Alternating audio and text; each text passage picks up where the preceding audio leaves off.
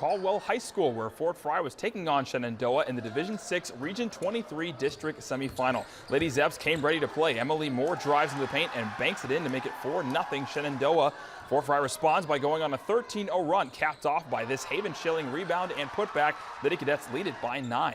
Shenandoah would get back in it. Moore gets it to Brianna Leach, and she rattles it home to tie it up at 22 early the third. Less than a minute to go in the third. Molly Van Vliet lays it in to increase the lead to 6. Cadets getting back in it, though. Dusky spins into the paint and gets the and one to cut the lead to 3. To the fourth quarter, and more Fort Fry. Dusky slips by Leach, and she's able to put it in to tie the game at 32.